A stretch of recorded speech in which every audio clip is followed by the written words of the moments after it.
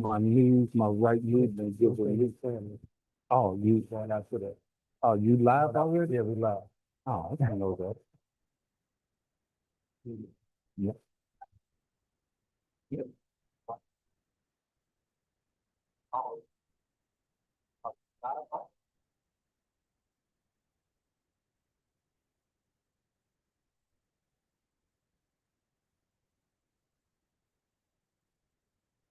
The time you expect your people to come in, well,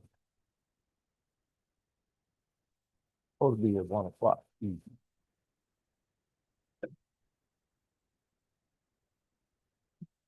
But you're gonna move. You're gonna keep moving.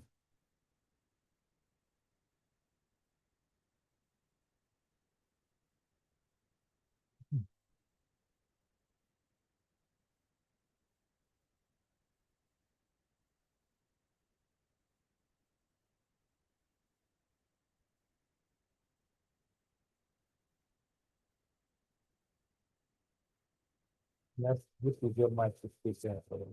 Oh, because it is. Okay. And I gotta get a stand for it. I gotta get a stand for it. I don't have it. So, yeah. That's the kind of picture that.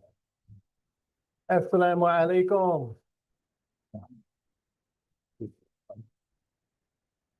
Dear believers, we're going to begin to open up our United Fourth Sunday with Al-Fatiha.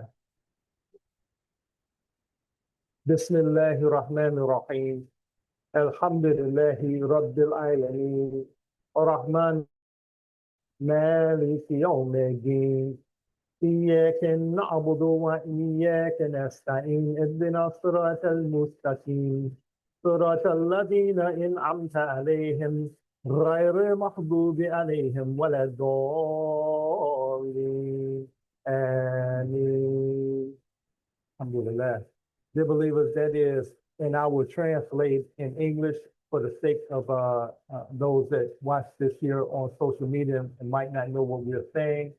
What I just said was God's name, the merciful benefactor, the merciful redeemer. The praise belongs to the Lord. The praise belongs to Almighty God, the Lord cherisher, sustainer, all systems of knowledge, the merciful benefactor, the merciful redeemer, master of the day of judgment. Thee alone do we serve, and thine aid we seek. Show us the straight path, the path of those upon whom thou hast restored thy grace, not those upon whom thy wrath is brought down, nor those who go astray. That was the translation of Al-Fatiha. Now I would like to say Bismillahir Rahmanir Rahim. Wassalatu wassalam ala rasulihi kareem. That is, we witness that there is no God but Allah, and we ask that Allah send prayers and peace upon our prophet, his most noble messenger, his companions, and all those who preach in the way of their Lord with beautiful preaching. We would like to welcome everyone to our United Fourth Sunday gathering between Masjid al-Taqwa and the Ibn Baha Culture Center. We thank at least this effort between the communities that we have been consistently doing with one another. And this fourth Sunday, and I was sharing with my staff and support here, is that, you know, we have all these other 3 Sundays in a month that we do teaching Islamic knowledge, Islamic studies, and different things like that. I said we can at least take one Sunday and devote it to business, you know, devote it to the encouragement of establishing business or giving insight and knowledge and understanding on how to go into business. So, and what we called it, we labeled it our entrepreneur spotlight. And what we want to do is, what we're saying is that we want to shine a spotlight on those people who have successful businesses. And we want to talk about, you know, how is it, how did you get to that point? We come from a community we evolved out of a community, the Nation of Islam, and we used to have a saying in the Nation of Islam, do for self. And that attracted a lot of people, to that concept, because what do it mean when somebody tells you or asks you to do something for yourself? You know, the benefits of doing for self is that most brothers is trying to get a wife. They trying to get married. You ain't get married, get none of that being broke. You know, so we're saying establish something for yourself, get something going, so some sister or would be attracted to you, knowing that you'll be able to take care of her. So we evolved out of the one self into what Imam Muhammad brought us, the collective CPC. In the Nation of Islam, we had so many businesses that helped brothers to establish themselves, but it was purchased through the Nation of Islam. We had the fifth, that was purchased through the Nation of Islam. The brothers bought into that business, and a lot of them made money, made a living off of it, and we had other products. My mind is, I can't think of any. If y'all can think of one, let me know. But I can think of the fifth. I'm talking about as far as the collective of purchasing. I know we had the fifth that I can remember coming up. But huh? We had sardines. We had the fish. We had sardines. So after had we shea butter. evolved, I'm sorry. Say it again. Had the shea butter. The shea butter that came after. That came after with Imam Worthy Muhammad. With Imam Worthy Muhammad brought us what? He brought us the concept of what? Collective purchasing. Collective purchasing. In other words, what he was saying is that me, you, let's put our money together. It's not about the one anymore, all right? It's about the collective group, and let's establish something so that we can be competitive now with corporate America, with those people who establish and have big business established. And that's our goal. That was our desire. So he started with the meat, and he started with the shea butter, and he came with the soup, and all of these different things to help jumpstart us into this concept, into the idea now of collective purchase. But the thing is that we, as an African American community, dear believers, we need to have something for ourselves. Here it is that we occupy the entire south side of Chicago, where we used to have businesses flourishing by African Americans, gas stations, restaurants, fast food places, grocery stores. We had that before in the early 70s. We had all of that. Now look what we have. Now people have become dependent on foreigners in our community to serve us. And we don't even have anything that we can sit back and say that we have for ourselves. So this here is our way of introducing entrepreneurs like Imam Dennis Muhammad, who has his own business. And we want to have a talk about that and introducing him to young people, not just to young people, but also to maybe people who might be interested in going into the field that he is going into, So I don't want to talk too more. That's my introduction. Imam Tariq has not made it here yet. Is Imam Tariq, is he? Yeah, okay, alhamdulillah. All right. Well, inshallah, we'll bring Imam Tariq up if he's not here. I don't know if he's walking in the door now, but we'll.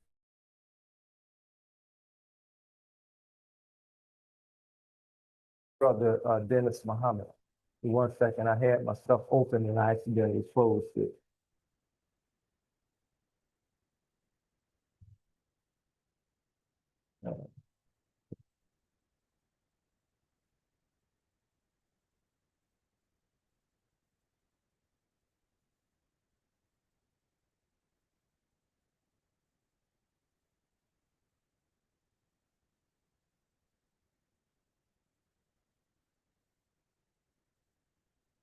Yes, let me read a little bit of Imam Dennis' bio. Um, we've been knowing each other for a long time. This brother, you know, coming out the Nation of Islam, having his own business, you know, he's in our early 20s, you know, he was, we're gonna talk about it. But Brother Dennis, uh, he's been a leader.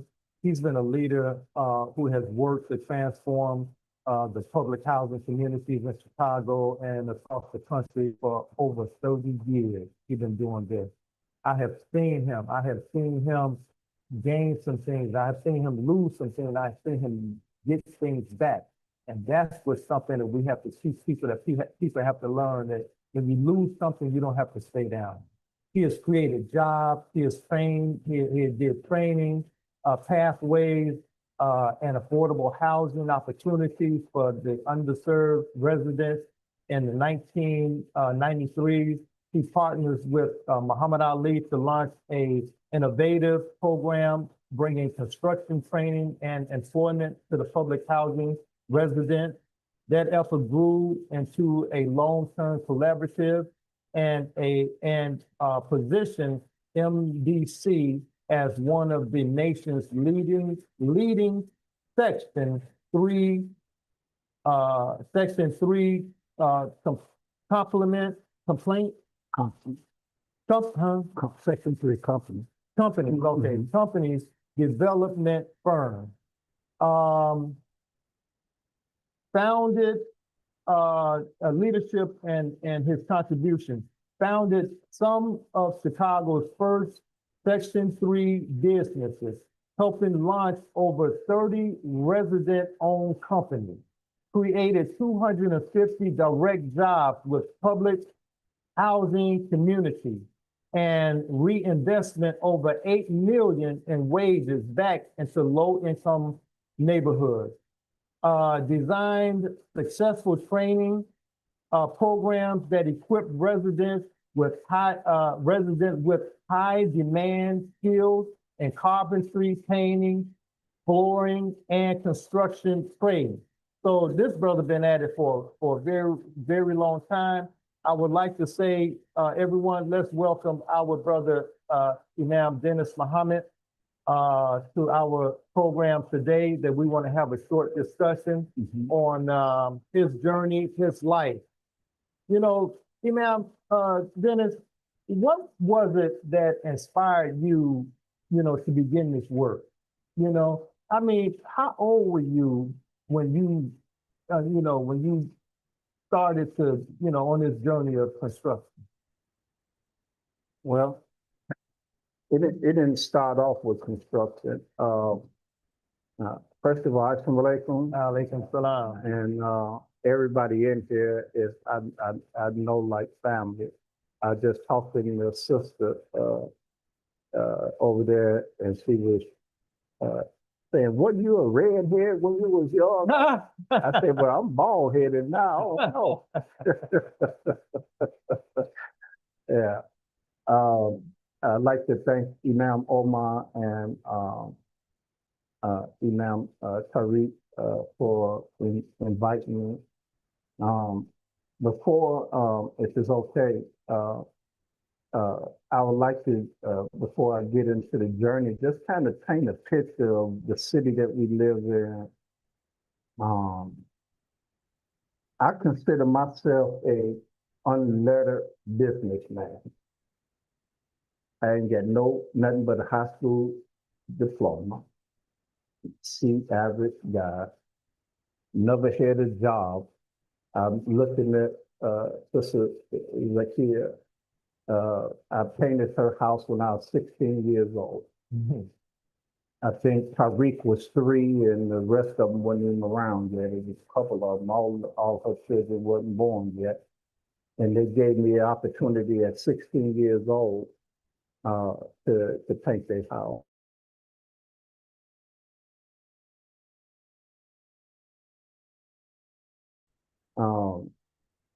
Back into this. In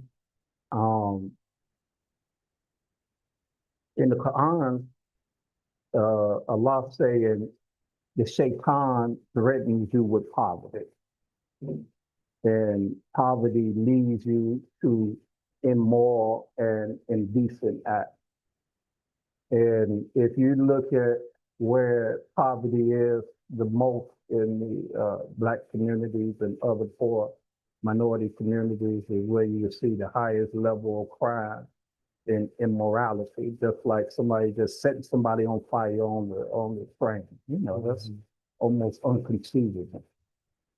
And what the Shaitan have took in the position, we can have heaven, but the earth is his.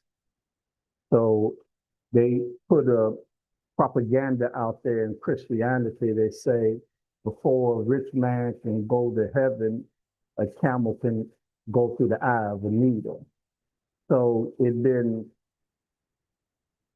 disencouraged for the righteous, for the God-fearing, for those who want to do what is right for humanity, to not engage the material world. But look at the wisdom that Allah has given us in our ritual.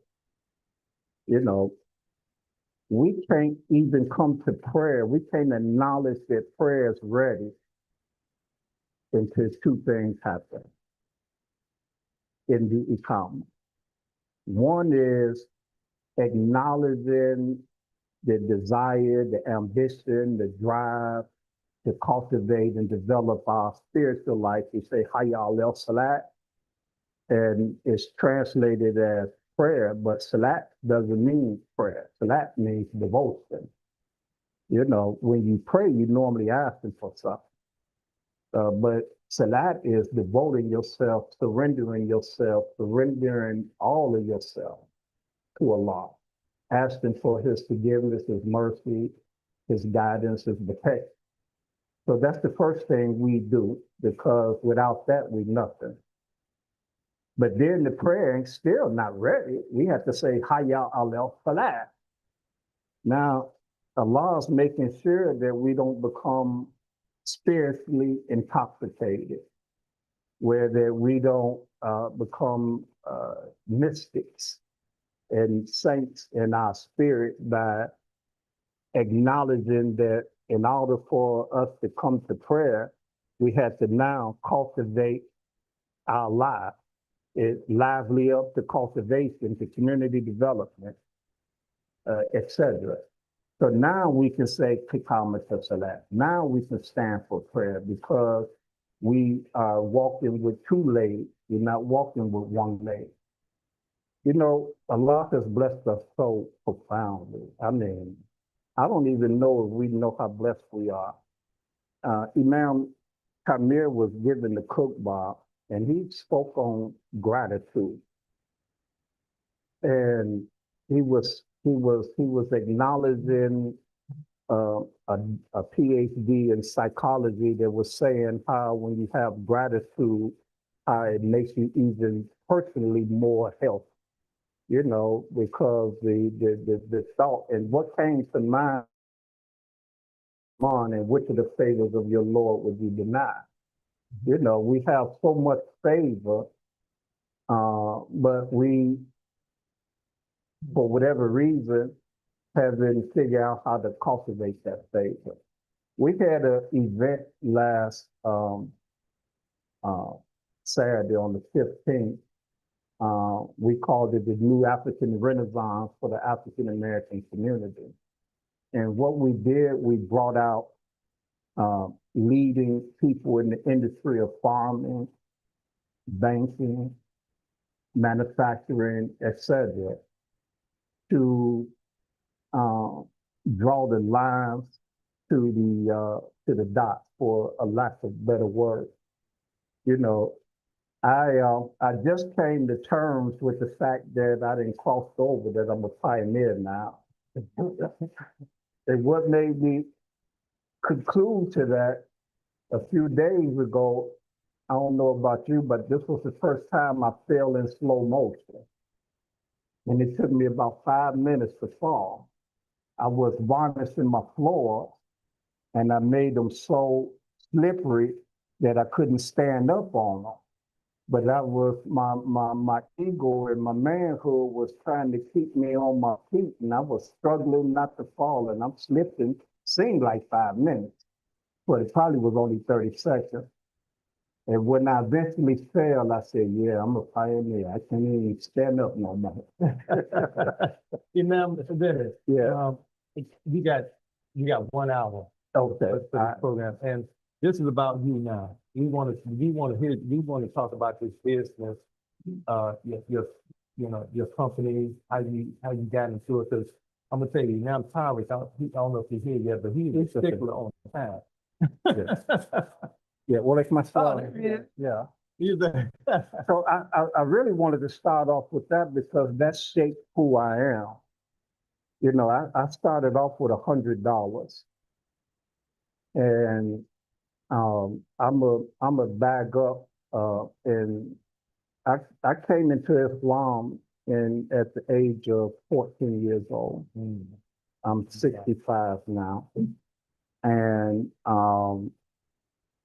prior to coming into Islam, I was exposed to the street, uh, and many of my classmates and friends, they not here no more because they stayed in that lifestyle and we moved forward.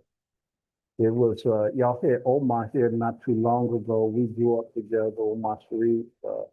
Some of y'all might remember Hameen. So we started off, all three of us. The poverty was so heavy because we weren't making no money.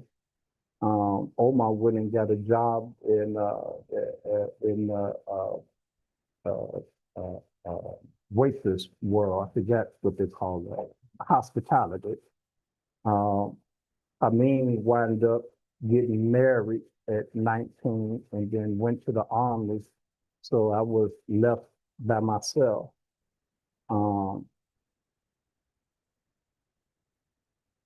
Imam Omar asked me what drove me in that way. Coming up with a mother that there's no man in the house. Like I'm the youngest child. I got brothers and sisters that's almost old enough to be my parents. One of them is.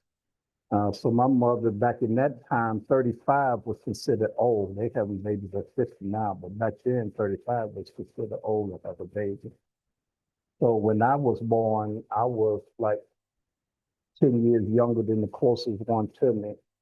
So make a long story short, my father moved on and started another family. So I never did like being broke. Never did like, but prior to Islam, I never did like being broke. So the drive was already there, but we didn't have no direction. So one night we was in the playground smoking reefer. It was the summertime and the moon was real bright. I remember this like yesterday. And the playground got philosophical. We started talking about God. And I said, man, I don't know nothing about God. So I went on a journey. I went to the Catholic Church. I like this seemed like a funeral to me. I went to a sanctified church. I said, these people seem like they had too much to drink to me. You know, I went to the temple and I joined the same night. Imam Minister Kamaluddin was the speaker that night. So I jumped right into fruit mode. I bypassed the junior fruits and got into the ranks of the men. So I was in the ranks of the men at 14, 15 years old. I was always in a rush to grow up. Now I want to slow this thing down. That's why I don't even wear a beard. I don't want to be reminded of how old I am. You know, I got married at 22 years old and still married to the same woman. And the only reason I don't have a second wife because it would make her crazy. So I got enough to answer for, so I don't need to add that to the list. So I bypassed that. I met her. She was a customer this was prior to Facebook and internet. We used to walk the streets for 8 hours passing out flyers. So I would get on the train and I would throw all of my flyers in the seats and walk for 8 hours just praying for one job, you know. And my wife at that time wasn't my wife. She called and she was moving into her grandmother's building and they wanted to remodel the basement. So because I was so cheap, I got the job. And I never did get paid for that job now that I think about it. But I did get a wife and two lovely kids out the deal. So at But you were saying when you was in the park, it was a moonlit night. What sparked you to come up with like, hey, I'm gonna start a construction company? that came later. I was always painting. Me and Hameen did. We used to do back in the day. They used to have wood windows, you know, with all of the French cuts in them, and it was before vinyl and all of that. So we was painting windows, $10 a window, and made about $10,000 over the summer. And little dude, you know, that's a lot of money. Ain't nothing to. Yeah. So I said, man, if we know what we're doing, we can come up. So then wintertime came and people weren't painting. So then I started cleaning carpet, you know, cleaning carpet. So Daniel Habil, it was a group of brothers. Some of them went back to Atlanta, and they were real progressive. They was buying up these properties in Markham and all of that. And Daniel Habil was the first brother to put a hammer in my hand. It's when they hung drywall with a hammer, you know. So you know how much drywall I didn't tore up. So you had to know how to hammer that drywall. Now you got screw gun. So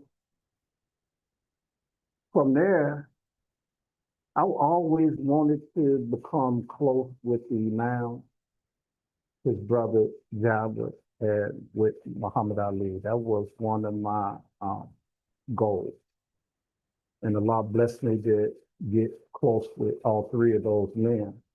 And they played a key role in my development. The Imam gave me the spiritual foundation to be able to deal with rejection, opposition, you know, because there's nothing more powerful than faith. You know, you can't say that you believe in Allah and then don't believe in yourself. That's right. Because Allah created you, so you don't believe in what He created.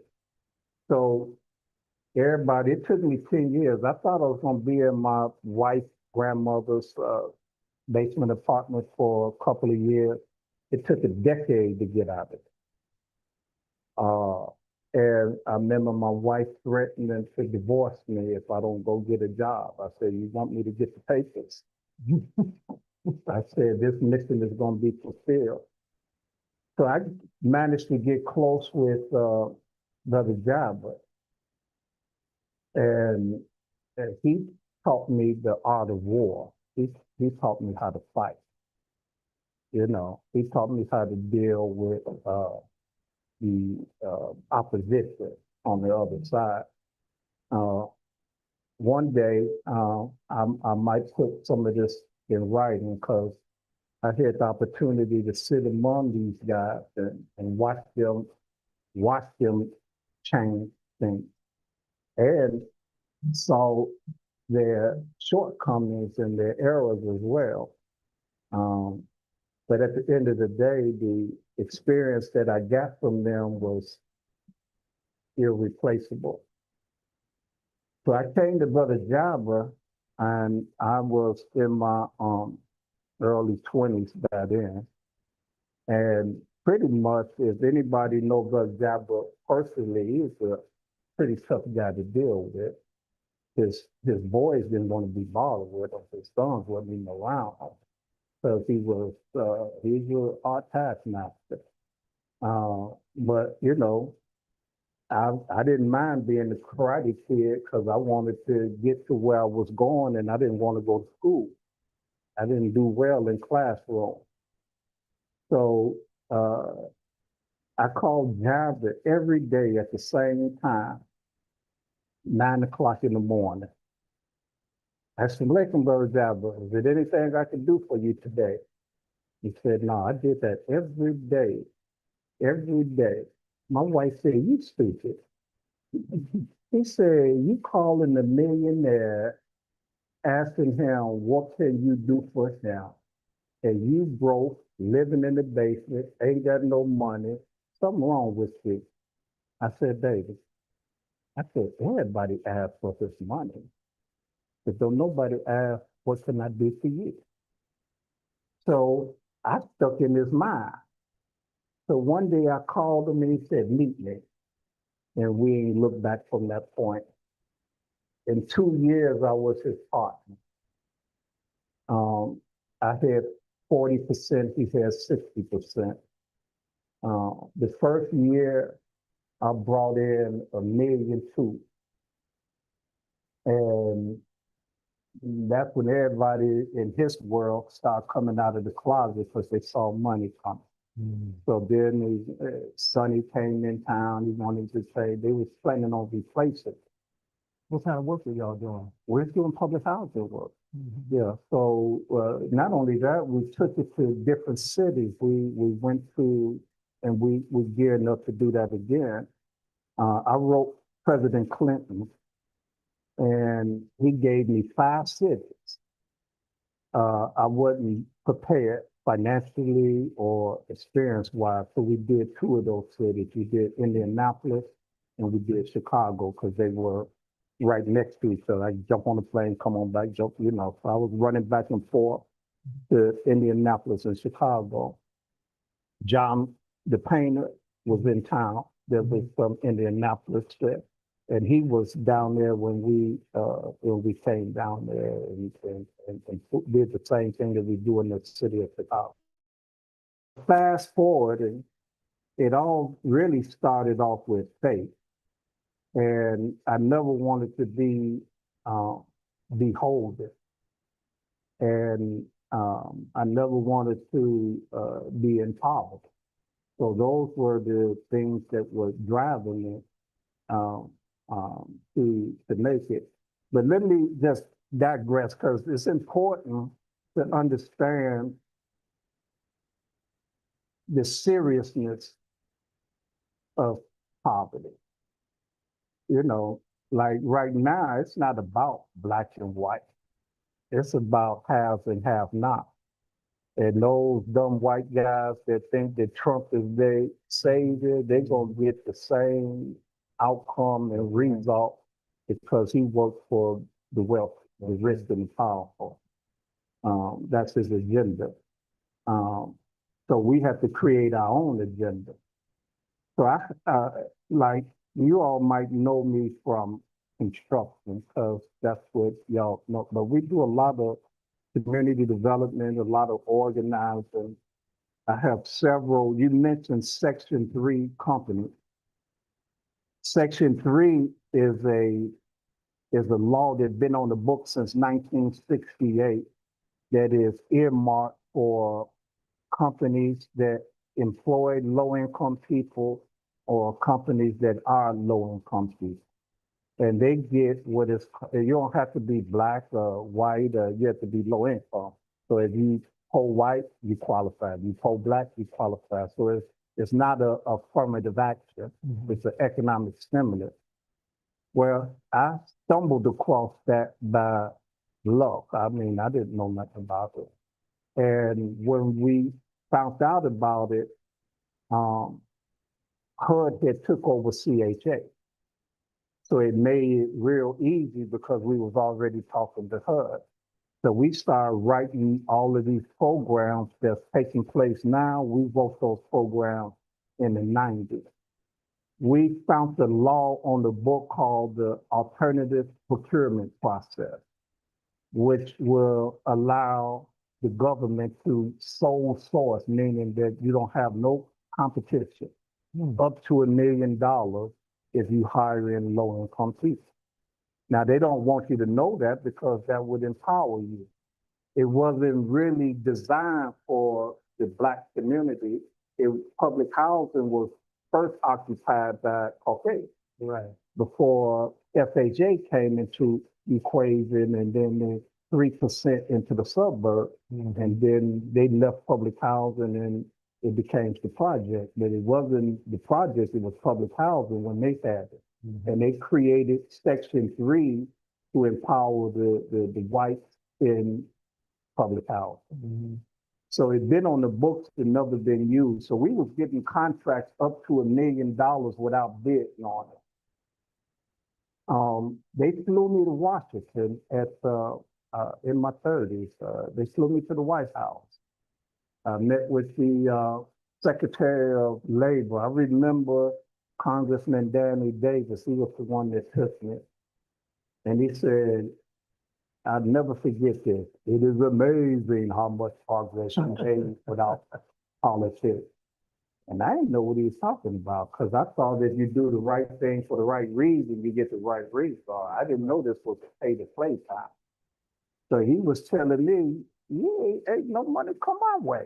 I didn't understand that language at the time. So they gave that $10 million grant to somebody else. They didn't give it to me because I didn't understand what they was doing. Now, when Mayor Daley got back control of public housing, they called me in and set me down. And Brother Ali, his nephew, and all of them, they benefited from all of this because we laid the groundwork for all of this. And we stood up against the powers to be. We got punished for it. So we stood up. I bought 6 hours on WVON. It held court on the city of Chicago. The mayor's office called me, sat down with me. They offered me a deal where I could have made $1 million in 30 days on this place. Because then they would have bought.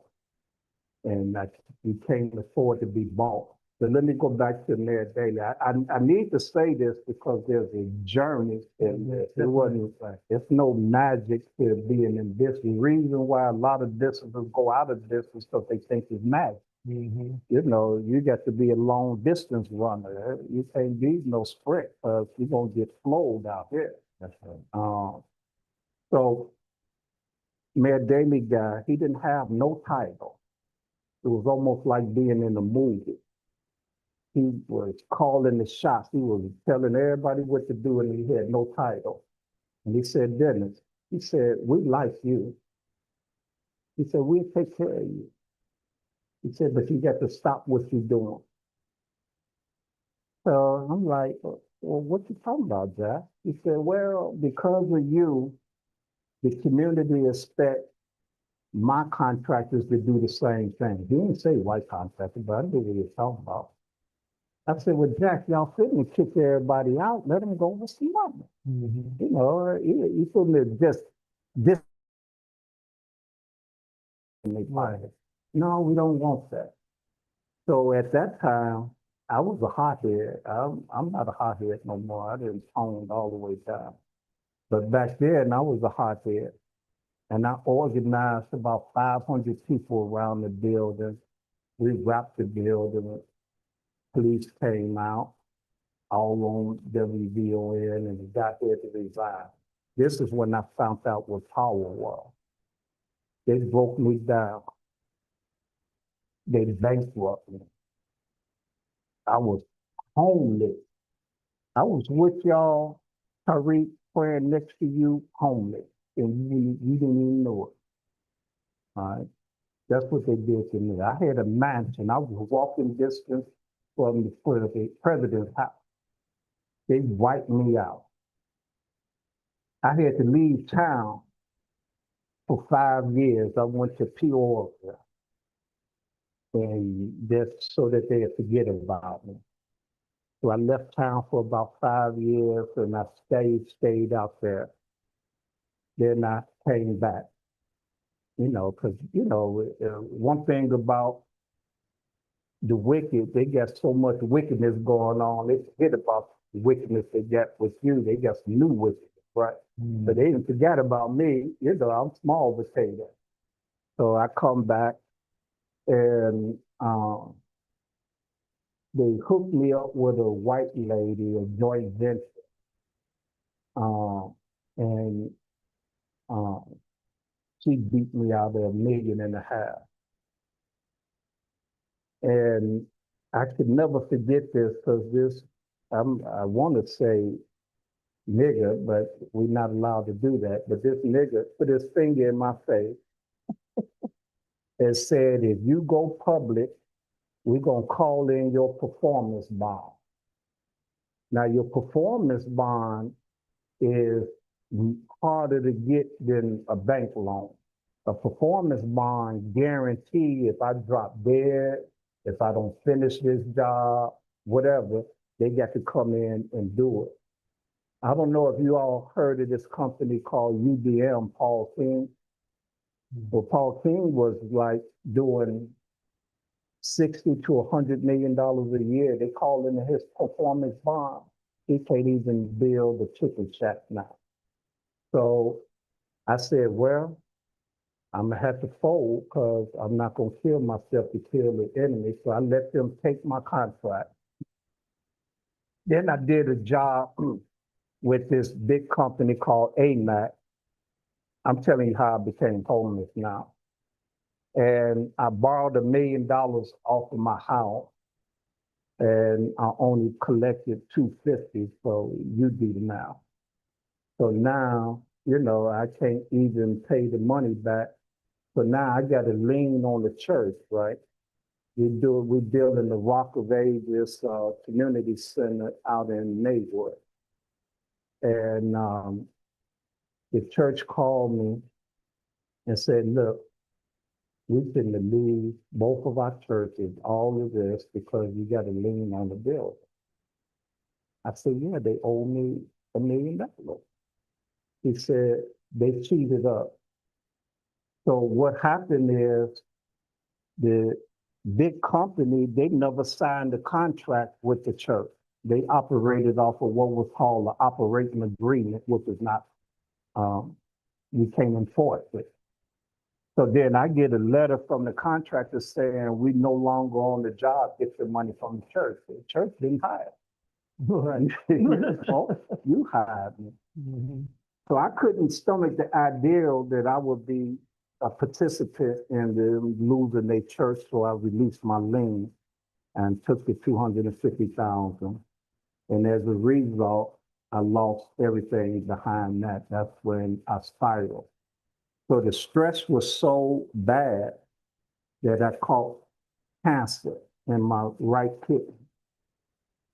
And I was urinating blood from just stressing, So then I wind up having to have surgery. And Dr. Ramadan came and saw me when I was in the hospital, him and his wife. But I didn't really make it public about being sick. So then now you sick, you broke, and you homeless. I said, I must be Job the sinner. That was a trial, bro. That was a real test. So Allah bless us to overcome all of that, But at the end of the day, faith is the key to being successful in anything.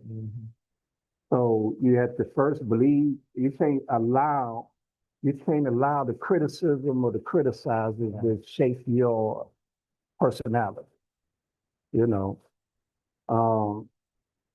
So going back in conversation, me and my wife was dating, and we had broke up, and she stayed on 49th in Washington Park Court, and Ali had a house on Woodlawn. I was so broke, I didn't have car fare, so I walked from his house to her house to his house. And security, everybody knew me. Ali came to the door, and the first thing he said was, "What's wrong?" So he saw it in my face, so he came in. He said, "You just woke up with the girl?" I was like, "How you know all that?" He Already. said, "Get on the phone." So I got on the phone, and he said, "This is Muhammad Ali. What are you doing to my little brother?"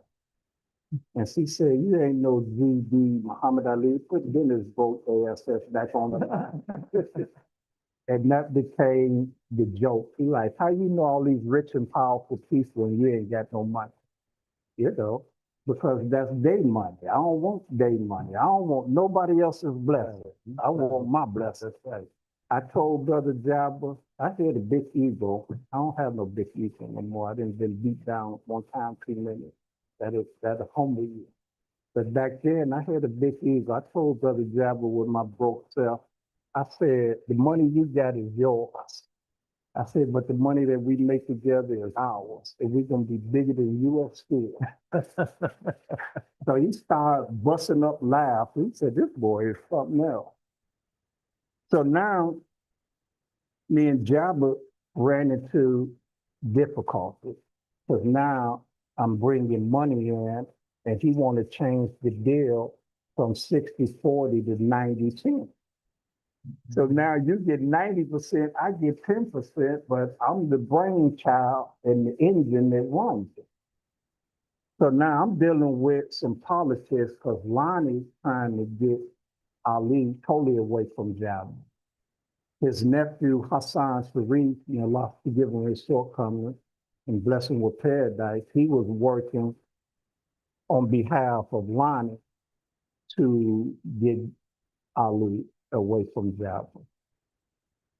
I had love for Jabba because we spent so much time together, but I wasn't going to let him gangster me. So we sat down at the table. He had this guy named Dr. Musama with him and all these people. And we sat down at the table and he put all these championship rings on the table. He said, which one you want? I said, Jabba, I can't take none of them. He said, why not? I said, because I'm not going to be there with you and I ain't going to take something and leave. He said, why you leave? I said, because you trying to take away my birthright. I said, I know how Esau felt when Jacob stole his birthright. I said, you want me to train your son and then y'all kick me out. I said, that ain't gonna happen. So at this time, there was strife between Lonnie and Brother Jabba, and Hassan wanted me up under him. So he went and articulated all of that to Lonnie. And Lonnie said, well, what you want to do? I said, I want to continue what I'm doing, but I can't do this without the champ because I'm too small. Ain't nobody gonna give you a chance when you like young and small, Muslim, black. Who gonna give you a chance? But I wouldn't have been able to kick these doors down if it wasn't for Ali's image, Jabba's image. Even though they didn't give me no money or anything of that nature, sometimes perception is greater than reality. So we broke up, and I started the Muhammad Ali Community and Economic Development Corporation. And that was with the support of Muhammad Ali. And that's how we got moving. But then let me just give you a history of Black contractors in this city. In 1978, I was 18 years old where Black Contractors United was formed. And at that time, it was put together by the Chicago Urban League. They had an office in our office building, the Pioneer Building. I had an office in the building. Muslim Journal was in the building. Congressman Charlie Hayes and Congressman Earl Washington had offices in the building. So that's how I got involved with that.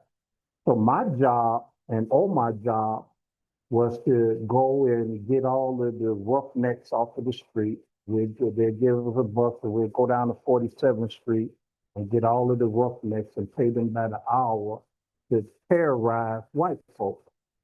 So we would be busting windows and cutting tires, and one of us got killed. His name was General. He was really a true believer. The police officer killed him. So we was like really serious, you know, and I come from the world that I come from, so that was easy for me. Then I find out we doing all this and they fine. A front is somebody that get a contract as a black person and then give it to a white person to do it. That's what a front is. So when I found out that they were fronting, I'm like, I'm out here breaking laws, busting windows, cutting tires. You know, I can go to jail for this, and they fronting. So this is when I like broke off from all of them. Omar stayed with them. I wouldn't compromise with them. The imam had put too much in me, so I couldn't sit among that. I couldn't participate. How you gonna, excuse my language? It's like being married to somebody and all the guys in the room sleeping with her, and you walking around with her like she your prize, and they talking about. That's how they did the black contractors. We sitting talking about Black Contractors United, and they getting the contracts and giving it all right back to the white guy. One of the companies that Imam Tariq used to work for, he participated in that lifestyle too, 2-in-1. But he had enough money to do some front and some perform, you know, so they front and perform, you know, and that's the only way that they allow you to grow, is that you have to surrender your talents to them. The Imam said that we are the only people that everybody own our intellectual resources. We sing, somebody else makes the money off the music. We play basketball, but somebody else makes the money off the team, right? Mm-hmm. So we had the National Black Baseball Association, which was the economy. So then once it became part of the National Baseball Association, now it's no more a black economy. So we don't have an economy. And it's by design. The Democratic Party nor the Republican Party is going to empower us. Imam Omar spoke of CTC. You can't even get to that level if you don't even have the spirit of do for self. That's right. All right. The spirit of do for self is not even in us anymore. You know, it's like we've been beat out of us, you know. So we need to figure out how to inspire that in us. How, you know, Allah said in the Quran that I didn't create you into tribes and nations so that y'all would despise and hate each other. Now here it is, we same tribes and we can't stand each other. Mm-hmm. And we wonder why we don't make progress, you know, because of our own self. Allah said, never do I change the condition of a people until they change what's within them, you know. So what's within us is the problem, mm-hmm. You know. And the young people just stepped out of the room. Everybody else in here is 50 plus, right? So we got more time behind us than we do in front of us. Yeah. So how are we gonna use that time? You know, that's the drug. So I'm not a contractor, Omar. I'm a community developer specialist. All right. Mm-hmm. And because I won't become part of them, they won't allow me to become big. You have to, this is give part of your soul to. Mm-hmm. Most of the, if you look at the leadership of Black people, most of them is from the South. Mm-hmm. Most of our Black leaders are Southern, and I'm not speaking against the South, but they've been conditioned to bow down, you know. So here it is, we've been with all of this Black political power, you know, with all of this Black wealth, our community still look like war zone. And the reason why is the same deal that they offered me, they offered to them. Right. So they took the deal. Okay, I'm gonna get mine and the hell with everybody else. There's a brother named Bennett Johnson. Bennett Johnson, he was part of the civil rights movement. He was the brother that put together the meeting between the Honorable Elijah Muhammad and Dr. King. So he was, because Abernathy didn't want him to, didn't want King to do it. And Bennett pulled it off. Bennett wound up becoming a Muslim, and he wound up working for Brother Jabba. But Brother Bennett told Brother Jabba, he said, they're gonna stop you from making money because they think you're gonna help your brother wallet. So there's an effort on this community in particular to suppress us economically, to suppress us politically, to keep us in the background. And none of the other Islamic communities are going to do for us. You know, I remember yeah. when I used to ask my dad, you know, he had his own construction company. And they used to do it, he started getting a lot of city contacts, started growing and whatnot. So I was asking him, I said, why don't you try to get with these, big contractors, Walsh Construction and stuff like that, And he said, as soon as you put your livelihood on their payroll, he said, that's when they bankrupt. He said, as long as we stay here and grow it slowly, he said, we can all be successful, and he never did it. He never did. And he raised 9 children, never had a job like Dennis and whatnot, worked for himself. And he provided through the struggle of establishing his own K&A home improvement company, So trying to put ourselves in a situation where we want to ride on the coattails of people who do business corruptly. They play games with us, just like that movie Crazy Places, where the guys in the bathroom bet $1 to take a poor man and make him into a rich man, and then be able to take. That's how they play with us. When we come and try to establish ourselves on those ladders of establishing ourselves in business. Dennis don't remember, but I remember he called me one day and he said, Omar, he said, you got $10,000 laying around. I said, what? I was like, just out of the blue, And I had just loaned a brother who had a car repair shop on Ashland. He came to I just loaned this brother $5,000. He promised to pay me back at a certain time, and he never paid me back. He paid me back, but it was over time, little pieces of money and stuff.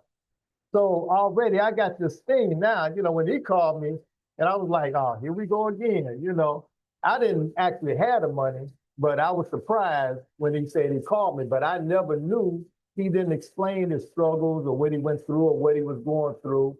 He was like, you got $10,000 laying around. I'm like, no, I don't have $10,000. I should have called David Ali. David's been rich a long time. He's been quiet. We're in the youth ministry together. Yeah, right. Remember that, Brother David? No. Yeah. Look, let's open up real quick for a few questions, because we're at that time. Whatnot. Anybody have any questions? Hey, where the mic at? Could you turn it on and look out for people who raise their hand? All right, you got to look both sides.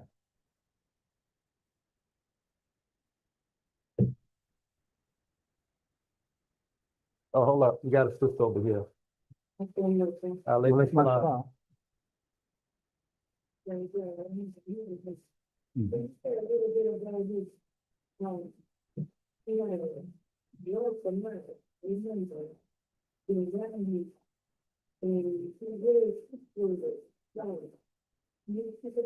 We really appreciate what? Scholar? I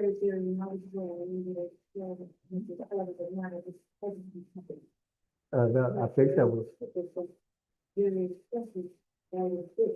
Dr. Masala. Yeah. You want me to comment on that? Well, he did have a love for knowledge. Not only that, you know, prior to the Imam, you know, Jabba dealt with the rough influences out there. I can tell you some stories about that. I remember one day he told me, he said, Dennis, he said, I hung out with the top sinners of the world, you know, and I saw this man seek Allah's forgiveness, you know. I saw him not caring about the material world and really wanting to earn Allah's favor. So I witnessed that in him. Some of the people that, like Dr. Musalam, one of the biggest issues that I had is that the knowledge that so I can't deal with unpractical knowledge. I don't know how to use it. I had a business partner, he was an economist. His name was Dr. Alvis Everett. And I asked him, I said, isn't geometry above algebra? He said, yes. I said, well, how come I struggled in algebra, but I was like a genius in geometry?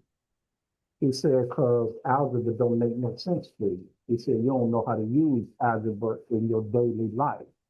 He said, geometry, you know how to use it. If you got to build a bridge that can carry 150 tons, you build it for 300 tons. So geometry is logical, and you can process that. Algebra, you don't know how do I use algebra in the course of the day. So Dr. Musalam had knowledge that I couldn't use. He talked about the towel that had 1,000 legs, stuff like that. I'm like, Lord have mercy. You know, the Imam wouldn't even meet with him.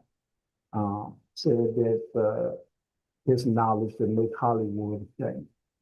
So, but there was an element that was taking place. The Imam was being a businessman, and Jabba was being a spiritual man, and both of them was out of their natural order. Most people don't like to hear this, but the Imam was in the business. You know, he had great Islamic insight, but he was not a businessman. Brother Jabba was not have the spiritual insight that the Imam had. He was a deal maker. If you know how to put deals together, he allowed me to witness that kind of stuff. So you got the spiritual man being a businessman and the businessman being a spiritual man. So instead of them complimenting each other, you know, people constantly kept wedges between them. You know, and Allah said in the Quran, and they whisper and then withdraw the whisper. They divided the brothers. John Ali divided the brothers early in the community. One thing, anybody that know the Imam or had any contact with the Imam, if you like try to tell him something with a directive, he's gonna shut down on it. So what Ali did was saying, Herbert handled the money, Akbar handled the education, and you handled the spirituality. And the Imam didn't take to that well. And if y'all recall, the Imam used to pass out some mean whoopers back in the day, you know. And that was due to the manipulation of the people within our circle, and it's still here today. Yeah. You know, where there's people whisper against Harif or whisper against uh, Omar or create some type of strife on some type of way. So that mentality is not going to never go away. Just have to be aware of it. You know, that was uh, the shortcoming of Adam. He didn't have no experience, but we got a lot of experience now. Adam didn't, he couldn't see it coming because he ain't been around long, you know. We had another sister that, Sister Samir, where the mic at? I mean, you know. I did little, I haven't talked much about business because it's not business, it's a way of life with me. Walaikum assalam.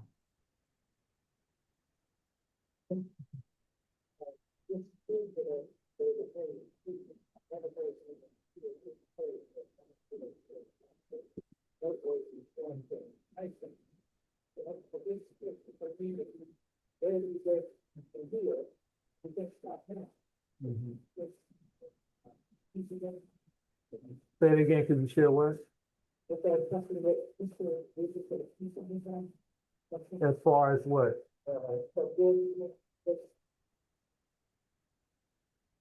You mean, I mean, that's a general, I'm just trying to get more specific. Oh. Mhm. Mhm.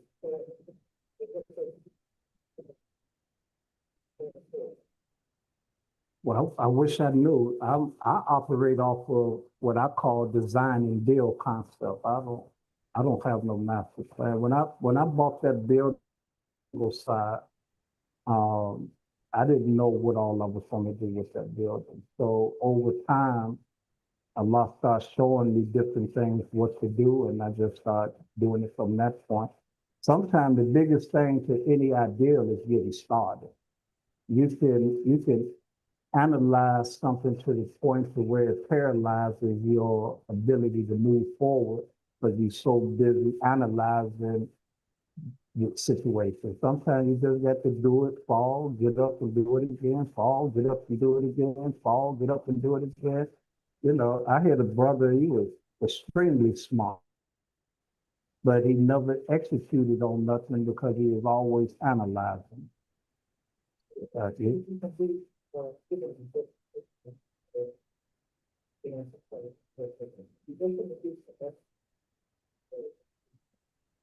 What can we do? What? Collectively? Well, I believe it only takes one match to start a fire.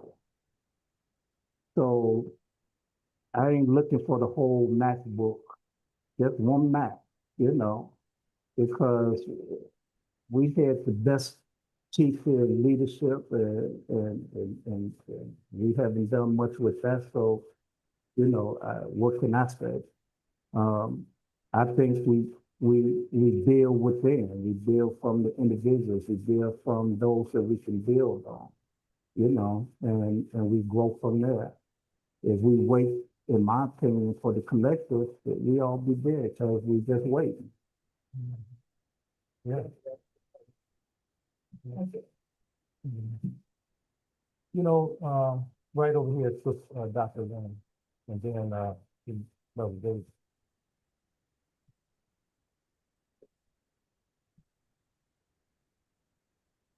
The stage goes to be the first something. This is not only the student, you see the stage as the student. So the 8 years, never saw it. The middle of the campus teachers, how old do you have to be the person? 7 years. To get this thing. When I started asking the questions, and saw that there would be this, but half of it was not. But there's leaving a big chance of like the later, and it's easy to make it on. Going to some, because now it's going to be connected, but it's not a history. And things like this thing. You make a case, and it's changing the economic system. Education, What, no, I'm only liking what I like, so if I didn't, I was good in what I liked. Yeah, so the other stuff that I didn't like, I barely made it out of English. Yeah. but there's something inside of each individual that represents the gift that is not given to them. And then it's going to take with whatever is happening with somebody else's gift. Because that's his skill set. And you were able early to see that Allah has blessed you with the faith that Allah has blessed you with the able to see. And the stuff that you're contributing to that, you want to put it in spaces. How many of us do that place for when we teach? How many of us use the brain 60 places? There was a change in practice.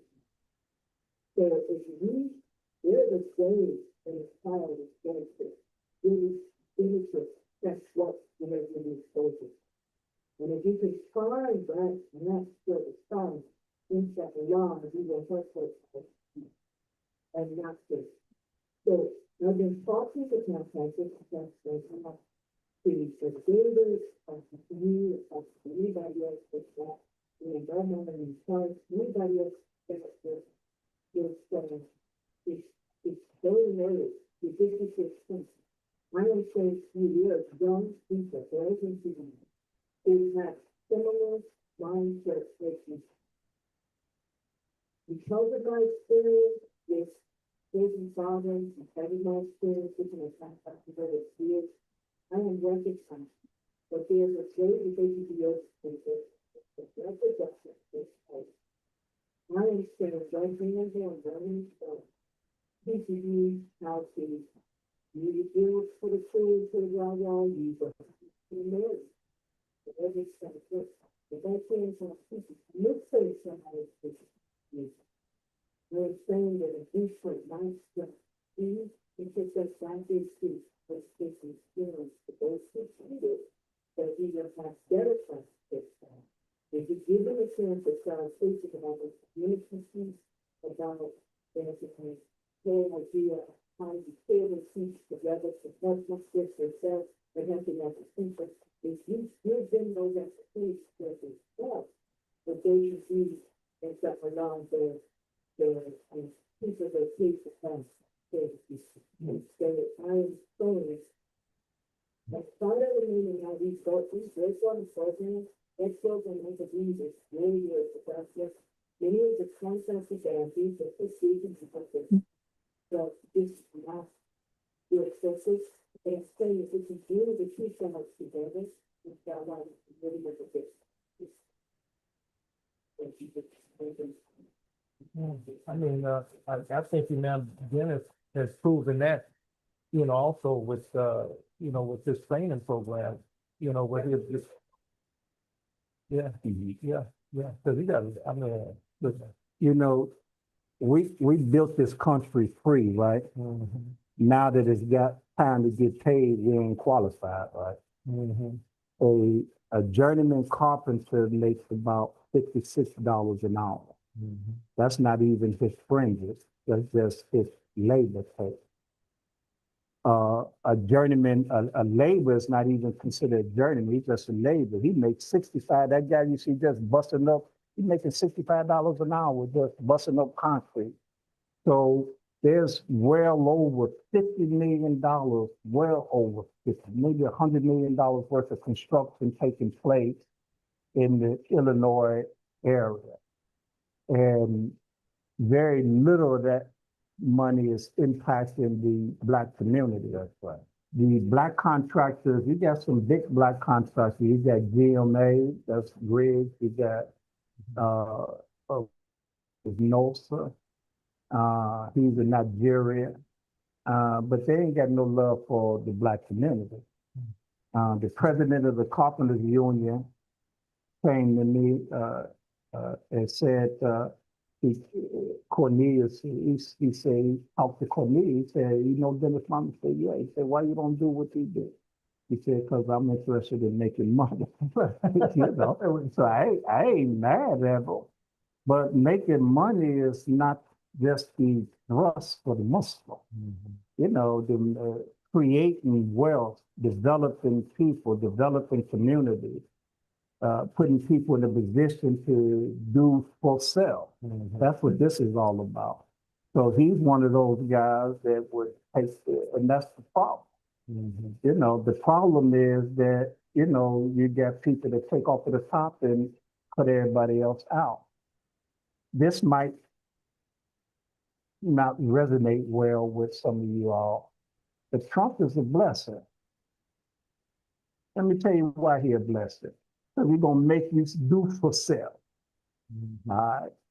When the bird get a certain age, the big bird knock the bird out the nest and make it fly. Right. All right. Make it Here it fly. is. We have given our allegiance and our life to the Democratic Party. When there was that real estate breakdown balloon with the finance companies, with the housing industry, they bailed all of the banks out. And they put no condition on the banks to do anything for the community. They was giving themselves $50 million bonuses. Now the little mortgage companies that played with it, they lost their license. Some of them went to jail, but nobody from Freddie Mac, Fannie Mae, Countrywide, Citibank, Chase, all of them were the beneficiary and the initiators of the scheme. You know, so then they created a posse scheme to bust the real estate bubble, and then big hedge funds come in and get properties pennies on the dollar. Then they come back whole, and now they're selling it again. So the bank got paid from its mortgage insurance. It got reimbursed by the government, you know, and most of the paper that they put out there, they packaged it and sold it off. So most of the time when they do a loan, they might internally close the loan, but then they package it off and put it on Wall Street. And now they no longer, they got their money out of it.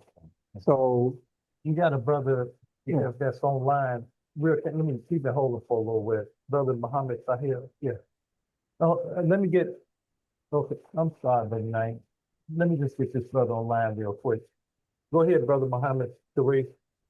Yeah, I just wanted to say the first time I saw Brother Dennis at one of the conventions in Nam, we had a big meeting. And man brought Brother Dennis on. He told us about the history and all of that. And ma'am said, and Dennis said, Brother ma'am, only a few people of the ma'ams have the $2,000 in CPC. Ma'am said, Brother Dennis, that's where it is. And Brother Dennis said, Brother ma'am, you give me a free hand, it won't be like that much longer. And I already remember that happening. Thank you, Brother Dennis. Wow. thank you, Yes, bro. sir. All right. Brother Naeem, read the mic. Oh, I'm sorry. He's good. You got it. Go ahead. Go ahead, then we go to Naeem. Go ahead. What is my son, bro?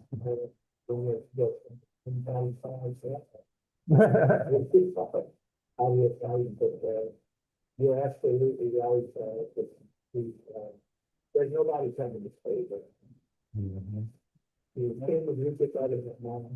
Yeah. Until we got off. So we could have- Still on, I didn't see it look like your name. They would be great. Yeah, I guess you're still on, you must be, or you wouldn't be on the phone, yes. Where? You, s- Really don't forget. We always be told, but we have, they were all in the head of it. It's hard to open up the business, go to business and, you see that you have the compensation, but I'm not sure that's all, but they do affect their health. And do it taken for good, but it really going to small leadership, and years and something. I wouldn't say about it, but it has to. It's, but it is, service, but taking, there is thought, that you have all of these little small constantly. And all of it's gonna happen. All of it's gonna happen, but they have their own time. So he made it, reasonable, it's reasonable for them to be able to exist in a village that is very, expensive. So they do start thinking about most things like and now it's spending on each one of these. Here's something that's that thing, this is clear, how the helps, together in order to be, also hard to see, how it's hard to see, or whatever it is. Because, like I said, their whole thing is limited. You actually, the other side, once I hate it, I'm gonna say it hates, but also, it's actually professional. You have this talent to be profitable. There's no benefit for people who looking for, it's not such a focus. But the people who are in business, they have to put peaceful business, it's essentially it's negative to the entrepreneur these things. But here at the bottom of the lap, this has a big student. And the wealth yes now is doing its paying all the way it's like but they have to see that very so like and then they just say and they started all the way over so that's the issue this another solid all the way over here that's the and that's another authority. So we have to figure out where we're gonna stop it. And we have it's not gonna be an easy task, but we have to do it. And it's because most of our years are I'm telling you, we have to have this information on the Thursday, most somebody else, pretty bad downtown. That's what we're doing. Brother Naeem. And I think you're gonna, did you have, he coming up, so you know. Oh, okay, after Brother Naeem. then. Work my plan. Well, we know when you say, what do you want to do with this? So if you. No. You're gonna have to do, okay. You have to get that. So it's on a excellent show, I don't think that's thing. It's gonna be some excellent show. This is when it comes to all that. Please have to do. There's everything that you can do. It's not out of the dust for you. But if I forgive you, have to turn the dust, but here is, I got this year. You know, you got some big spirits. So we got some bigger things. So we all some rich music. Turn the dust, let's take some witness to this life. That he's gonna work this together. If this was there, I would say, I'm sure he's not coming in because they was not necessary. But talking about each other. So we came together to our things together, along with just community. He said to put out such that he was he said here before, he said here. He said here before, he said, what I follow up. Stop thinking about people so much. Forgetting about God and themselves. So let's come together and put together. That's not enough. Oh, what we like. You know, you have to learn how to flow and spit and stressing on that. So you've got to handle the things for you guys. Look at this. You know, brother, down the street. On Sunday. You can be on Sunday without program. You just against you guys, beautiful. Then it's a show, you know, so entertaining. That is on Sunday. We have to even money off. We just come together and stop thinking about this and that. So just come together to each other. You know, allow us to get down to the we have this, we have this. Once you stuck his mom, you can use a ball, you the most this punch on the face of it. That's all. Yes. For a lot of years, I had a television show, NTV called A New Mind.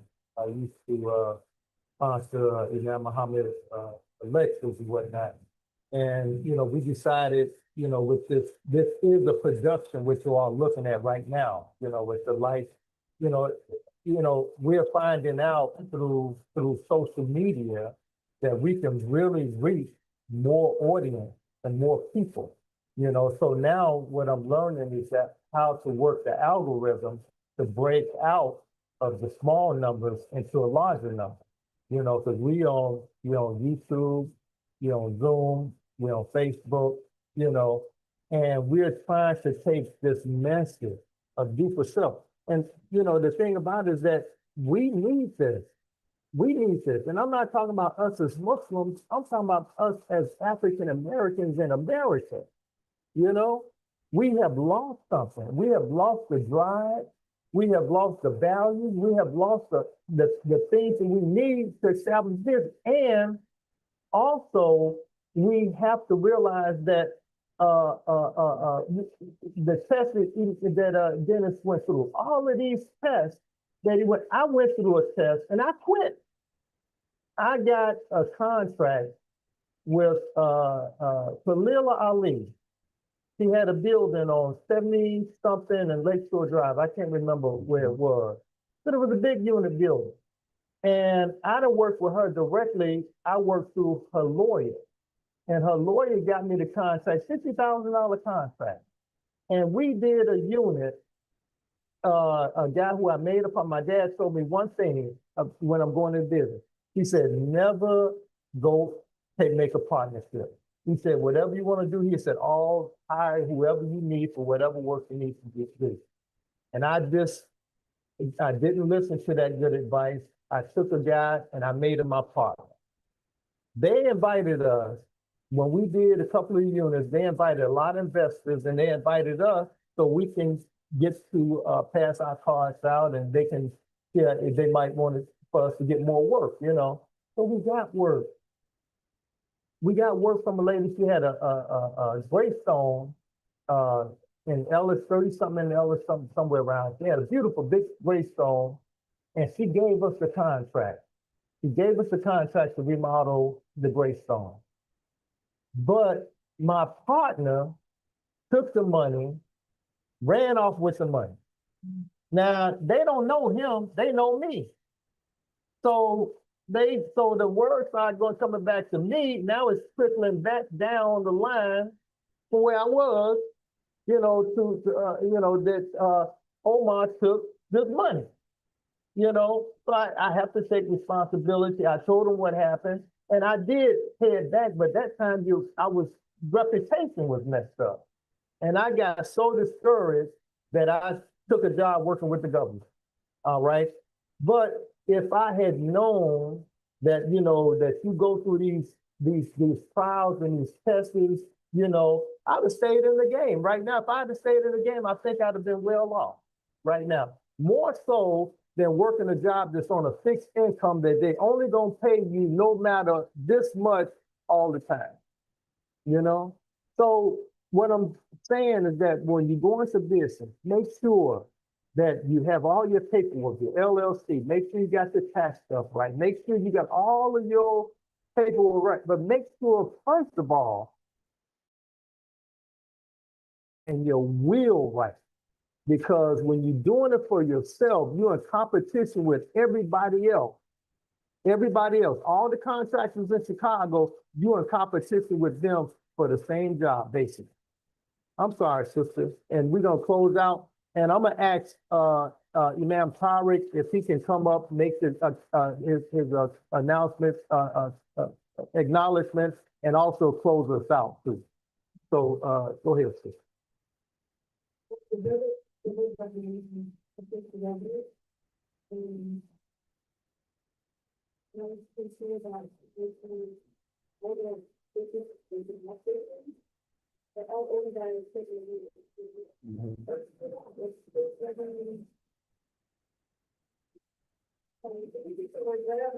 Alhamdulillah.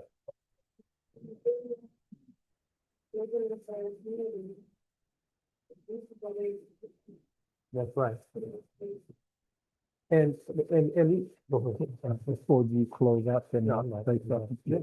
Not before.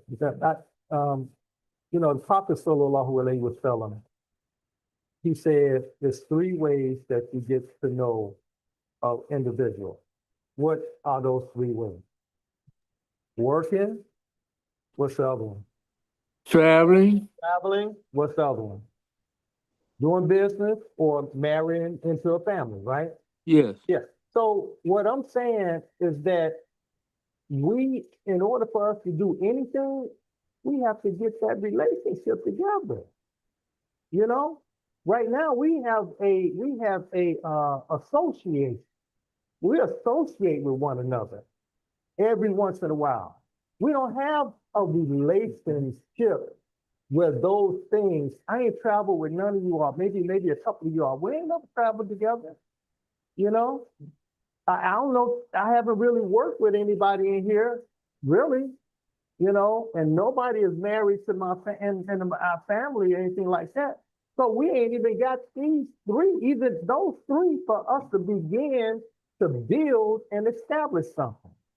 But I'm gonna tell you something. We got a collective body of people to raise almost $20,000, and I got the certificate on the bulletin board in the hallway, where we raised $20,000 to buy into CPC, collective purchase. And when we got all of those products, nobody wanted to sell it. Nobody wanted to sell the people. Now these people that put their hard-earned money in it. We got a closet full of shea butter. The people who had the money in it they wasn't selling. Wasn't selling the shea butter. Wasn't selling the soup. You know. And here myself and Imam Sultan and Brother Omar and Nathaniel Omar and maybe a few others, we pushing. We trying to push this stuff out of here. But the majority of the people who bought into it, they paid into it and nothing happened, you know? So we gotta have a desire. You have to have a desire. And we need business. We need business, you know? So I hope and pray that what Imam Dennis Muhammad had brought to us today, and I call him Imam because that's what he is. He always been Imam, but now he has established a Musala masjid inside of his company. What's the name of the building? What's that building? Do for self. He have a Musala inside of do for self, and you know, so his title is Imam. You know, we thank him for coming and for sharing his struggles, and also giving us insight to what you might go through. You know, but your struggles, your establishment won't be the same as his. Everybody is different, you know. But the thing is, you could take his message, and now you learn how to go down a highway and not go through the same potholes that he hit. You can avoid them, you know, and you can probably build upon that, you know. So we thank Imam Dennis, and we thank everybody for coming out. And don't forget, we got two entrepreneur sisters that's always they've been trying to establish themselves for a long time. Sister Aisha and Sister Amira. They got businesses here. They got where, and they trying to sit back and make money. You know, this is what they do. Give them your support, you know, and if you don't buy them, give them a donation, you know? Yeah. I'm gonna bring Yeah. Explanation, we got a guest here, he's running for state senator, House of Representatives, I just met her, over the last weekend. Is it okay for her to just tell what you do in the, not necessarily the political world, but what men, what, I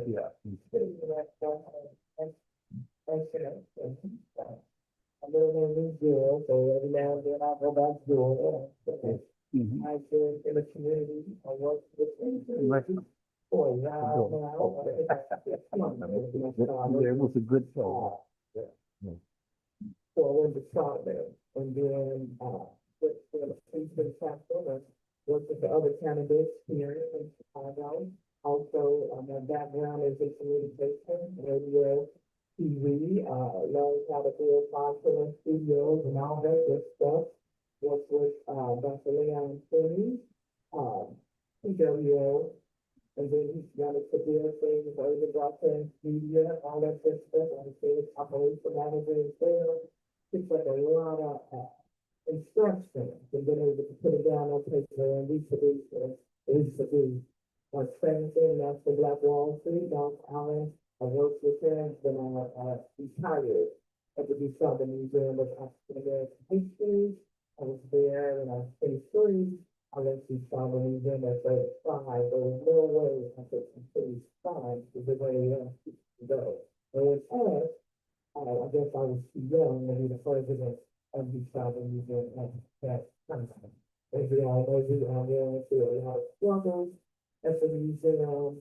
And there's certain things that when it comes down to leadership and legacy, Dr. Margaret Rose was the one that I worked for there, and I worked with her until she retired. It was her, the man stays in the hospital, and she was just born into me. So of course, with the hands on building institutions, that's all in my world.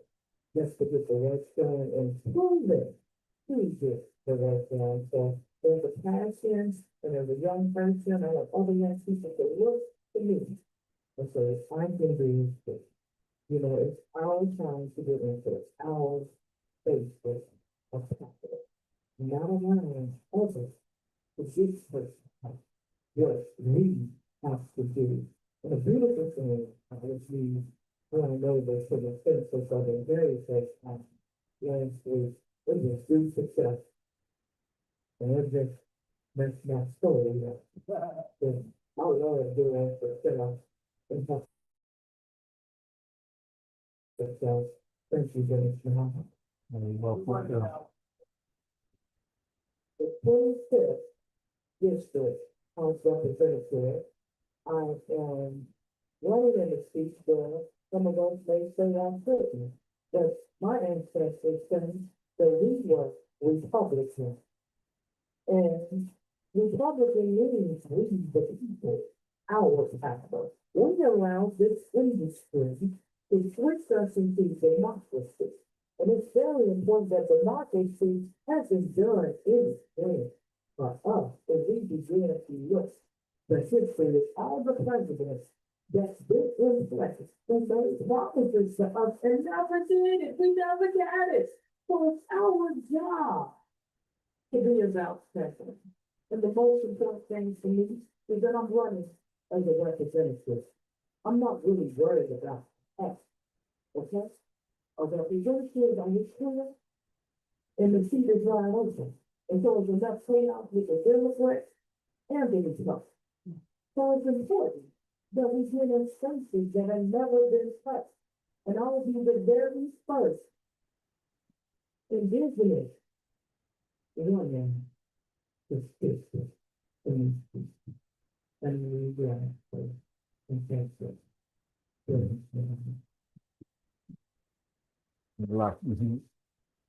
Let's, I'm gonna, just make a couple of quick comments and, conclude with Imam Tariq.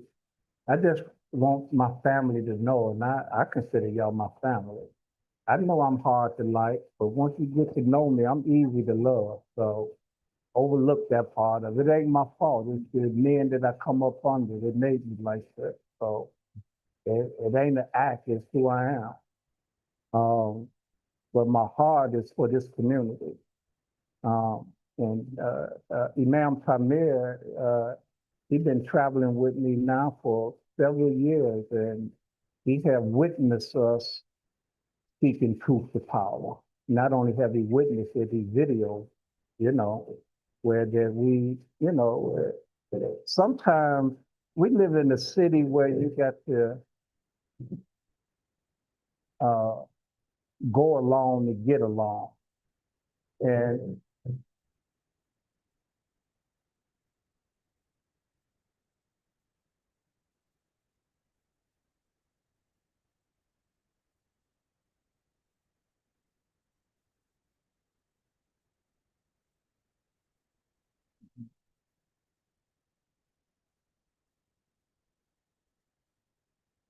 Thanks, that's, that's my, yeah. yeah, boy, the Satan don't never stop, does it? Like, he come in all kind of ways to distract, you know. So, you know, at the end of the day, let's just do it. Here you go, brother Matt. Oh, I got one on. No, it wasn't me. It wasn't me. Yeah. Yeah. I cut it off already. So it's off. Not the mic.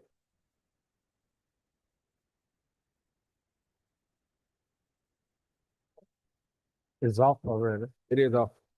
Mm-hmm. It's off. It's off. Yeah.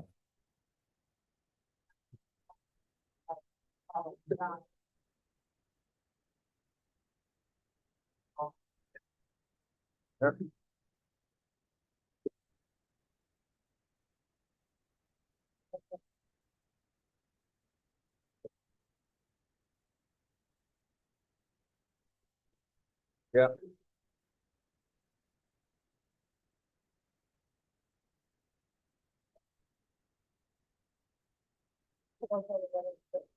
Mhm. All right. All right. We're gonna, yeah, we'll,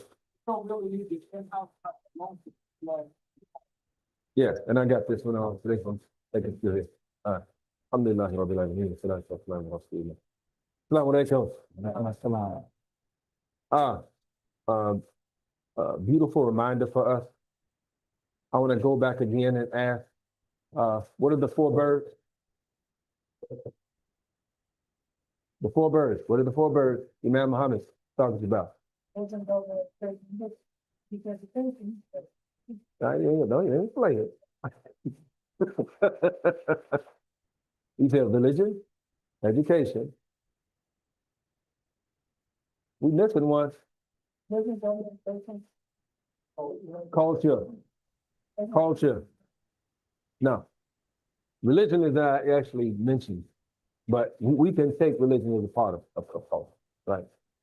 And I mention this because Imam Muhammad talked a lot about, he gave a holistic view of how to address our conditions, but also to be an extension of a claim that he made for himself, which we really, if we're paying attention to it, and we should also feel comfortable making for ourselves. He said, I was what for the mission? I Born was for the born mission. for the mission, right? Now, that was not something, if you think about it and you hear him and you think, oh, wow, Imam just had his job to do. He's also telling us that you should also feel that you are also born for the mission. If you understand the teaching, if you understand the mission, it says things like, give me a good future. We all want to have a good future, right? Man, I'm gonna try to be real quick.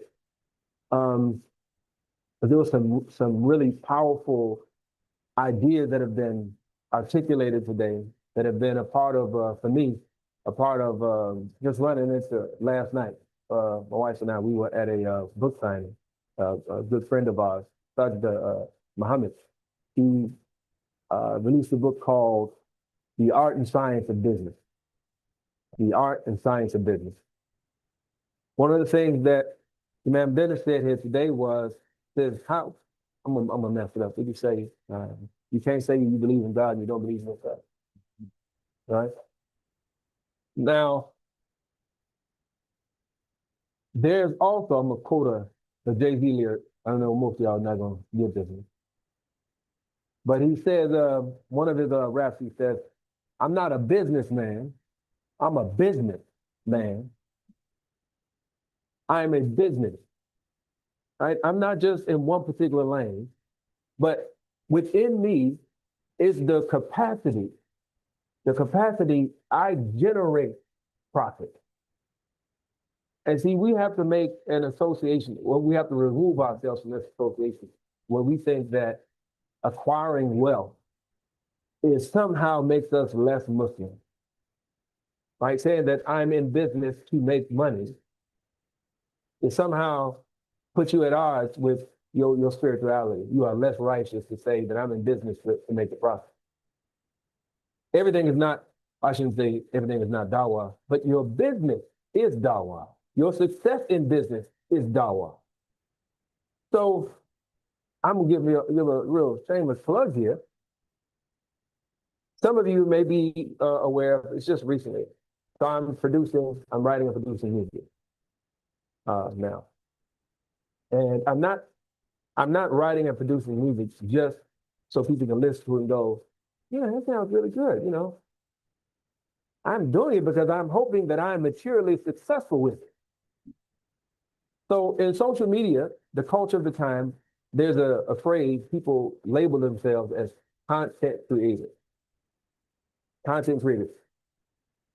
My motto is I'm not a conscious content creator, I'm a conscious creator. Both layers of it, conscious and content. So I am acutely aware of what I'm producing. And the intent is I want to raise the consciousness of those who take in what I am offering. So there's a culture shift that we have to take on. And Imam also said, he says, we're not going to change society. We're not going to have an impact if we do not do it through the means of culture. So if we ignore culture and we're just out here trying to talk to people about religion, talk to people about the beautiful example of Prophet Muhammad, peace and praise be upon him, that we are missing a vital element, a vital piece of what it means to be a human being, to be a part of this society. It is culture. Our history is rooted in musical expression. We have songs that we hear and they immediately take us back to a particular mindset, a particular place and time. We got songs that we hear that were recorded before we even thought about maybe. And we still find hope and assurance in these songs. So I've chosen to use music to enter it in this way. Maybe I can get a few plays a little later. I ain't gonna be like, do that now. Yeah, but I'll tell you where to go. So I'm on all platforms under my name, Tariq I. El-Amin.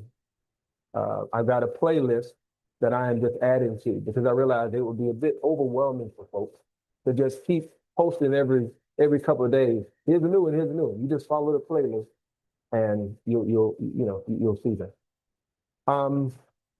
I also want to mention in terms of business, we don't have to be just one thing. And what do I mean by that? Most folks ask you, what do you do? You say, well, I'm an iron worker, or I'm a nurse, I'm a this. But that does not in any way capture the totality of who you are, right? We're used to being put into this box where we feel like we have to say, we just check off one thing. And usually the thing that we check off and we say, it's not something that really benefits us. It's something that actually puts us in a profit mode for somebody else. I spend my time making money for somebody else. Yeah, I get a check for it. But the totality of who I am is more than just one thing. So when I quote that line, I'm not a businessman, I'm a businessman. If we're going to be successful, then we have to realize the wholeness of who we are. We have to realize the gift that Allah has placed into us and start tapping into those things with confidence and putting those things out. So I'm going to close with this. There's two things, especially in light with you mentioned about CPC. You have people who are willing to put money in, but people that want to do the work. Reality is a part of the culture that we live in. We're living as consumers culture. They call us consumers. They don't call us citizens, right? So people are used to buying, and that's fine. They're going to be more consumers than there are producers.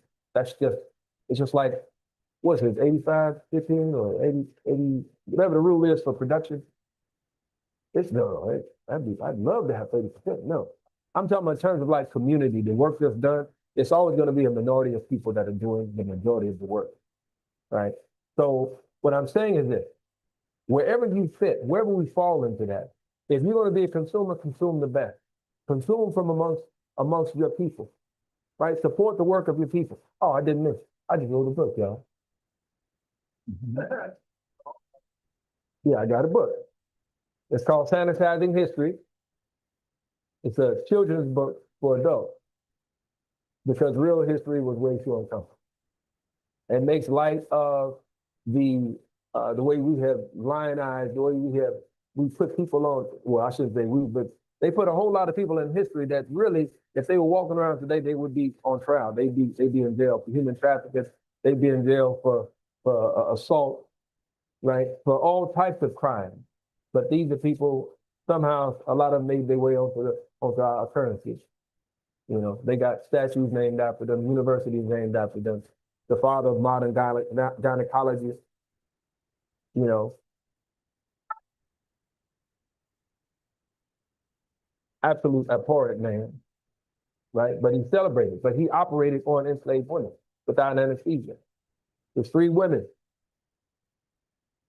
So that's one of the characters in the book. I didn't use anybody's name because I don't want nobody's estate trying to sue me. But his representation is in there. So you can also get that. You can go to my website, tariqelamine.com. So as I mentioned, we got consumers and we also have producers. The other part is if you have something that you are passionate about, move with it. We have to find ways to monetize our intellect, our creativity, because we just can't keep giving this gold away for free. And everybody else benefit from it. And we sit back, you know, just, well, praise God, at least I'm here. That is the denial. That is the denial of the blessings that God has given to us. When we have this ability and we give it to somebody else. So, you understand? So that's what I am focusing on as I move forward. That's going to be one of the most important things because culture, our work is not just for us. It's not just for us to talk to us. It's for us to change the world. You can't change the world by just talking to each other. So I'm gonna ask y'all again, make sure y'all subscribe. You're on YouTube, Tariq Alameen. I'd love to hear what you have, what you think about the music. You can go to the website, get the book. Continue to support those who are in association who are doing the work. Continue to support the communities that are the safe haven, right, for us to find out the kind of work and the brilliance that we have. And I think that's about it. I went on about 9 minutes longer than I intended. Well, let me just say this in support of what you're talking about. And one more thing. Yes, go ahead. Oh, I also have a podcast, The American.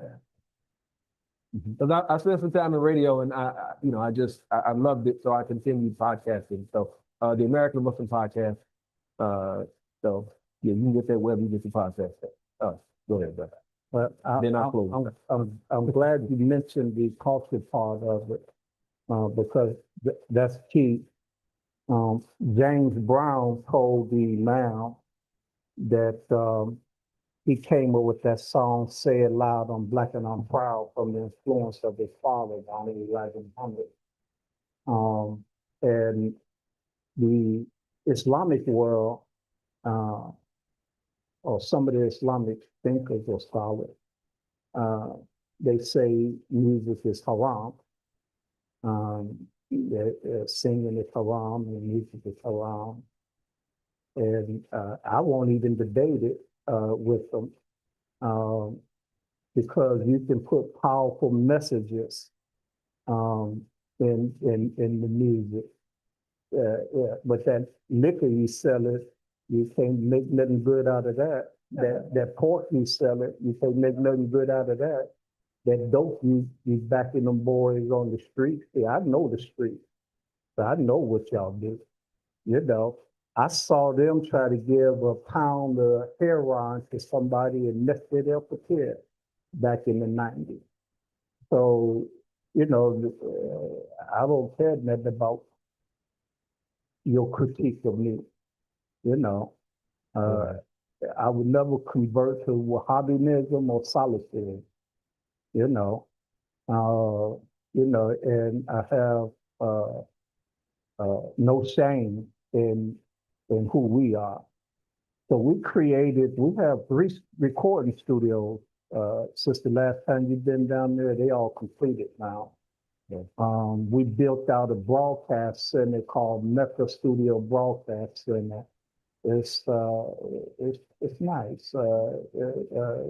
This is the young lady. She's trying to come on board now. So what we did that is to draw young people that want to sing, rap, or whatever, and try to influence that language and to not pass judgment. So the Elamini family is, especially since Zakia, they've been engaged in cultural development for years. I don't know if the grandchildren or children now that play the violin, the plays. So we kind of structured our facility to accommodate those efforts. We're not a masjid, we call our community room the Ansari Community Center. We consider ourselves helpers. So we roll carpet down and do Juma there, but we have other social events in the room, like what we just had the other weekend. So I was saying that to say that you should come and look at what we have, and whatever money you spending with somebody else, spend it over here. That's right. That's right. Yeah. Alhamdulillah. Yeah. All right. So, alhamdulillah. And yeah, we're closing now. I just want to say that this continues to be, and thank you for today's format. It's much needed. Yeah, thank you, ma'am. Mm-hmm. Assalamu alaikum, ma'am, Tariq. Tariq, Yeah. would you put your information on telecast back on the screen again? Put the information in. Yes. Um, hold on. All right, what happened? Yeah, just put it in the chat. Okay, are we still on? Can you all hear? Yeah, I couldn't write it down fast enough. You could read on screen a couple of seconds longer. Oh, It's on the beach.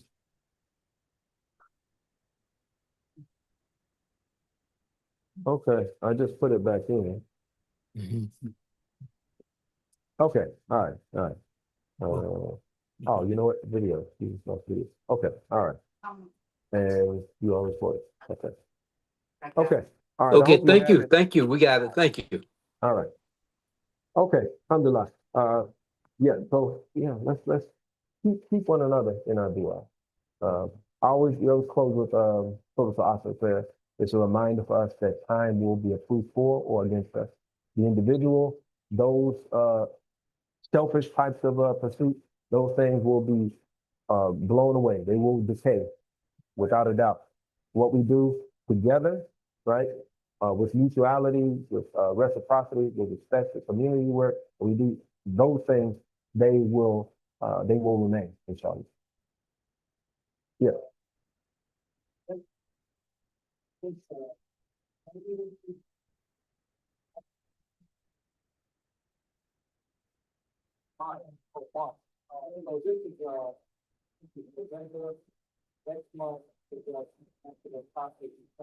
Mhm.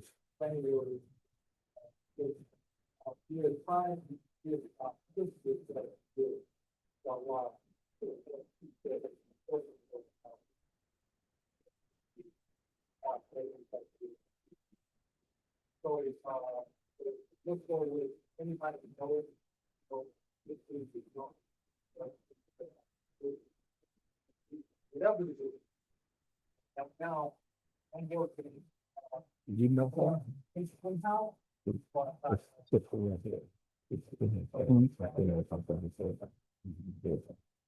I know everybody. It seemed to be choked up enough, something, but, yeah. And she like that all the time. بسم الله الرحمن الرحيم والعصر إن الإنسان لا يفلح إلا الذين آمنوا وعملوا الصالحات وتواصوا بالحق وتواصوا بالصبر.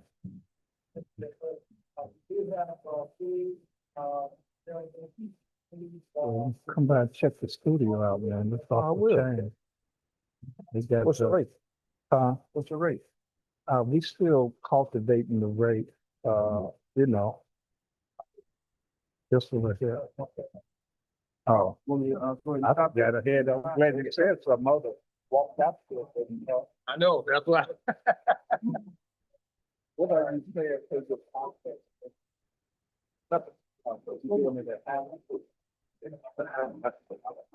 But, with your phone. Oh, yeah.